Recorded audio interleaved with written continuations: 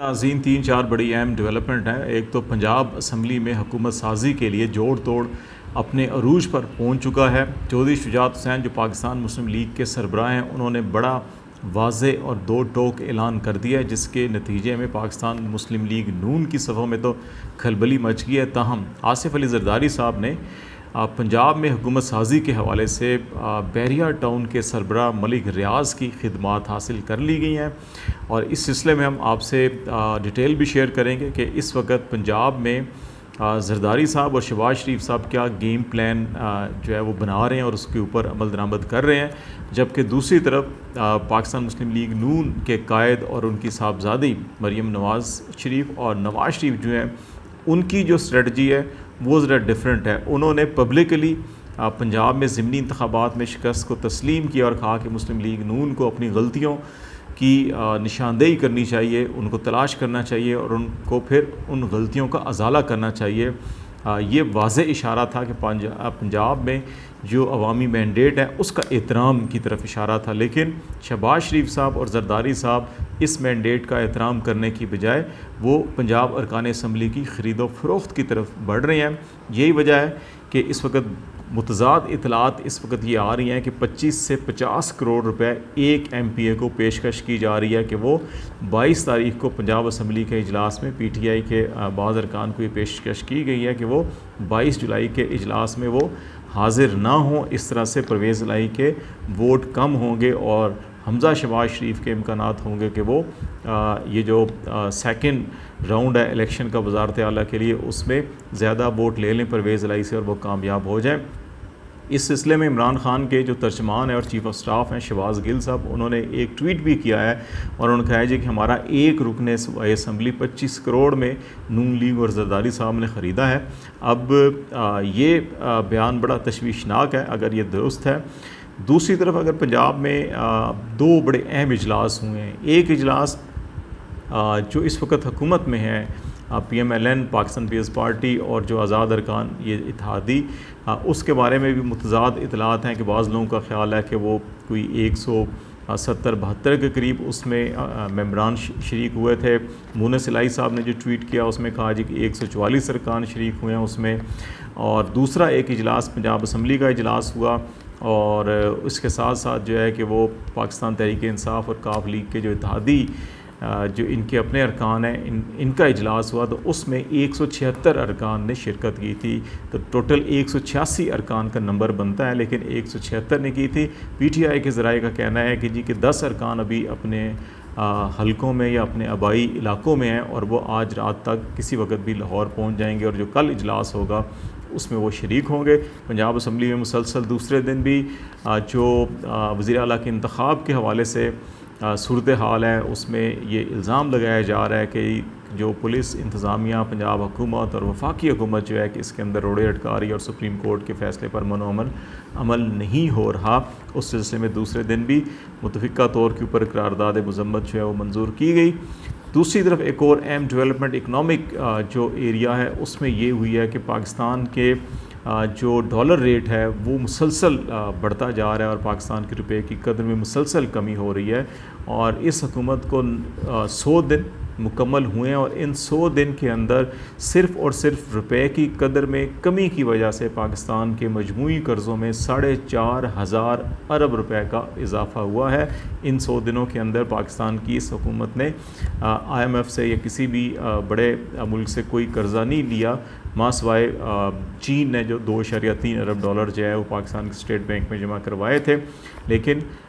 इसके बावजूद 4,500 अरब रुपए से ज़्यादा पाकिस्तान के मजमूई कर्ज़ों में इजाफ़ा हो चुका है। तो इस हवाले से भी हम बातचीत करेंगे। पहली बात कि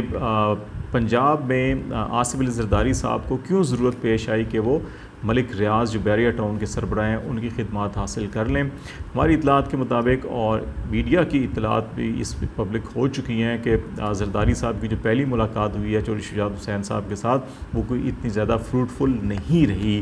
चौधरी शुजात साहब ने उसमें उनको जरदारी साहब को ये बताया है कि जी कि पाकिस्तान मुस्लिम लीग काफ पहले ही फ़ैसला कर चुकी है कि परवेज़ इलाही साहब की वो हमायत करेगी और उनके MPs परवेज़ इलाही साहब को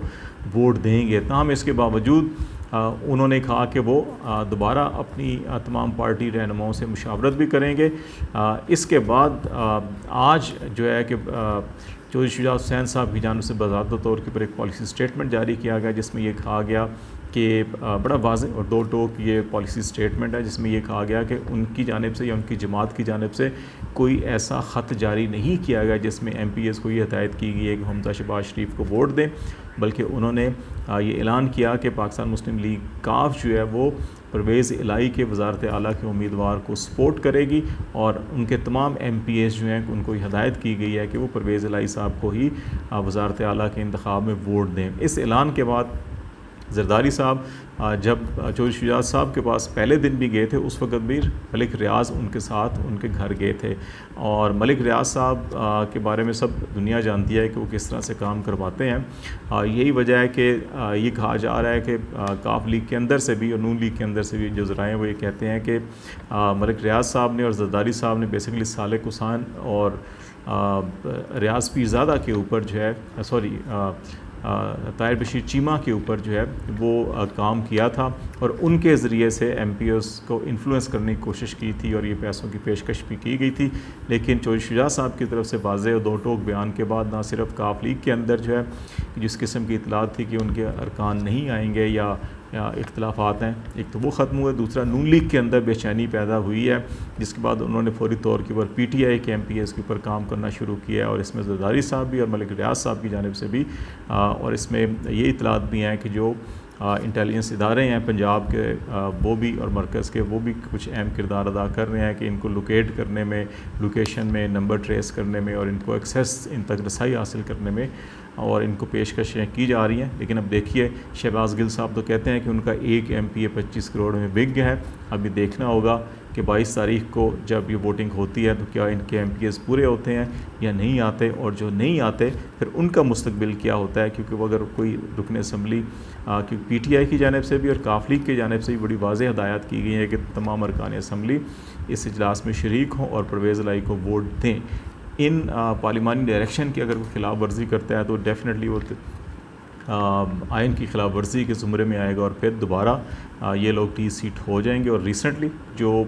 मुनरफ़ अरकान के साथ जो ज़िमनी इंतखाबात में हुआ, उसके बाद मेरा ख़्याल है कोई भी ज़ी शऊर सियासतदान जिसने मुस्तकबिल में सियासत करनी हो ऐसा कोई फ़ैसला नहीं करेगा, लेकिन जिसने मुस्तकबिल में सियासत नहीं करनी और सिर्फ महज 25, 30, 40, 50 करोड़ लेकर एक साइड पे होकर कारोबार करना है, तो उन लोगों के लिए ये अच्छी अपॉर्चुनिटी ज़रूर साबित होगी।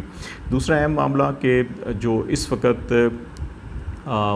माशी सूरत हाल का है वो बहुत तेज़ी के साथ ख़राब हो रही है, और इसमें स्टेट बैंक की जानिब से भी और वज़ीर ख़ज़ाना की जानिब से भी ये कहा गया कि जो पिछले 3 दिन के अंदर मुसलसल रुपए की कदर में जिस तेज़ी के साथ कमी हुई है, इसका बराह रास्त असर जो है वो सियासी अदम इस्तेहकाम और गैर यकीनी सूरत हाल के बाद और जो ज़िमनी इंतखाबात में जिस किस्म के नताइज हुए उनके बराह रास्त असरात जो है कि इसके ऊपर मुरतब हुए हैं। यही वजह है कि जितने भी जो गैर जानबदार मुबसरीन हैं उनका ख्याल है कि इस वक्त जितनी जल्द से जल्द मुल्क के अंदर सियासी इस्तेहकाम होगा उतनी मीशत संभलेगी, और उसके लिए बेहतरीन हल यही है कि एक इलेक्शन का लाहे अमल जो है वो तय कर लिया जाए, डेट अनाउंस कर दी जाए और उसके बाद मिल बैठ कर इसके ऊपर रिफॉर्म्स के ऊपर जो भी काम करना है वो किया जाए। लेकिन बदकिस्मती से PDM की हुकूमत इस तरफ नहीं बढ़ रही, और ये जो रुपए की डीवैल्यूशन हुई है इस हुकूमत के 100 दिन के अंदर अंदर, जैसे हमने पहले कहा कि तकरीबन पाकिस्तान का इस वक्त मजमूई कर्ज़ा जो है कि वो 90 अरब डॉलर, जो गैर मुल्की कर्ज़ा है वो 90 अरब डॉलर के करीब है। और अगर हम इसको ये देखें कि 180 रुपये पे रखें, जब आज से 100 दिन पहले जब PTI की हुकूमत थी तो वो 16,000 को 250 अरब रुपए बनते हैं, और अब जो है कि यही 90 अरब डॉलर अगर हम 225 रुपये इसको मल्टीप्लाई करें तो ये इनमें 4,500 अरब रुपए इजाफ़ा हो गया है, और ये यकीनी तौर पर पाकिस्तान की मईशत के लिए बड़ा नुकसानदेह होगा। इसलिए जितना जल्द से जल्द एक तो इस सियासी अदम इस्तेहकाम की सूरत हाल को ख़त्म होना चाहिए, और दूसरा पंजाब के अंदर अगर वोट को इज़्ज़त दो की बात की जा रही है, ख्वाजा साद रफ़ीक साहब प्रेस कॉन्फ्रेंस में कहते हैं कि वोट को इज़्ज़त दो का बयानिया तो हमारा है, और अगर वोट को इज़्ज़त दो का बयानिया आपका है तो फिर पंजाब के अवाम ने जो वोट किया है, जो मैंडेट दिया है जिन जमातों को, उनका जो है एहतराम किया जाना चाहिए। चौधरी शुजात हुसैन ने भी अपने बयान में यही कहा है कि हमें जो पंजाब के अवाम ने जो मैंडेट दिया है उसका एहतराम किया जाए। और बेहतरीन सियासी हल यही है कि वोटों की गिनती करने की बजाय कि कितने नंबर पूरे करने की बजाय वोट को इज़्ज़त दी जाए और मैंडेट का एहतराम किया जाए। इसी से सियासी इस्तेहकाम आएगा।